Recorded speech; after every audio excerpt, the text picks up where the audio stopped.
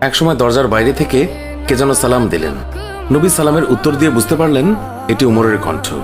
সে আশেপাশে তাকিয়ে দেখে কোনো বিবি নেই। উমরকে নবীর বিবিরাও ভয় পেতেন, কারণ ওনার বিচার সবার জন্য সমান। ওনার কাছে সবাই সমান, সবার জন্য সমান বিধান।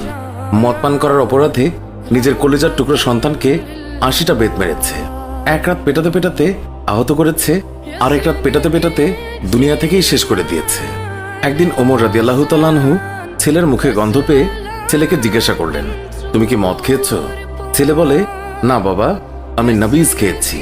নবীজ হচ্ছে ১ কেজি দুধের মাঝে ১০-১২টা খুরমা সারা রাত ভিজিয়ে রাখলে খুরমার রস দুধে মিশে গিয়ে দুধের রং লাল হয়ে যায়, খেতে অনেক মজা, সেটাকে বলে নবীজ।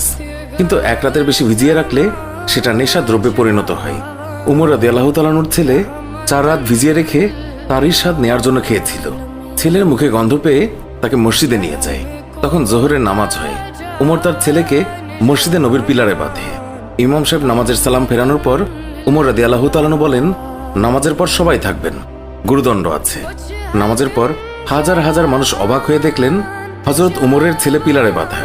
অনেকেই ভাবল হয়তো একটু রাগ ধমক দেখিয়ে তিনি ছেড়ে দেবেন। অনেকেই বললেন ৪০টা বেত প্রহার করবেন। এক একজনের এক এক মন্তব্য। আবার কেউ বললেন উমরের মন অনেক কঠোর, সে পুরো শাস্তিই দেবে। এইভাবেই কানাঘুষা চলতেই থাকে। এরই মাঝে উমর চেয়ারে বসে জল্লাদকে ডাকলেন, বললেন, শক্ত দেখে একটি চাবুক এনে চাবুক শুরু করো। জল্লাদ বিসমিল্লাহ বলে চাবুক মারা শুরু করলো। ৩টা চাবুক মারার পর উমর জল্লাদকে এক থাপ্পড় দিয়ে ফেলে দিলেন। উমর রাদিয়াল্লাহু তাআলা আনহুর কাছে জল্লাদের চাবুক মারা পছন্দ হচ্ছিল না, তাই তিনি নিজেই চাবুক মারা শুরু করলেন। এক একটা চাবুক পরে আর মসজিদের বারান্দা ফোঁটা ফোঁটা রক্তের দাগে ভরে যায়। মদিনায় উমরের চাইতে শক্তিশালী আর কেউই ছিল না। ছেলে চিৎকার দিয়ে বলে, আবার মদ খাবো না, আমাকে মাফ করে দাও। কিন্তু উমরের কঠোর মনে কোনো দয়া হলো না। এবার আবু সাহামার মা উমরের পা ধরে বললেন, আমার ছেলেকে আর মারবেন না। ৩০টা বাড়ি মারা হয়েছে, বাকি 50টা বাড়ির জন্য আমি এক একটা বাড়ির জন্য একটা করে উট আল্লাহর রাস্তায় সাদগা করব। কিন্তু উমরের মনে দয়ামায়া হয় না। ৪০টা বাড়ির পর ছেলে জ্ঞান হারালো। 50টা মারার পর আবু সাহামা দুনিয়াতে আর নেই। সবাই তখন নিস্তব্ধ হয়ে গেল।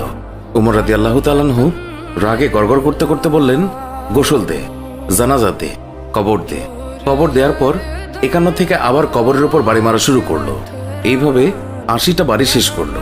শেষ করে আল্লাহকে বললেন, হে আল্লাহ, আমার ছেলে হওয়ার কারণে আমি বিচারে কোনো ছাড় দেইনি, একটা চাবুকের বাড়িও কম দেইনি। কিয়ামতের দিন তুমি আমাকে জালিমদের কাতারে দাঁড় করাতে পারবে না। আমিন।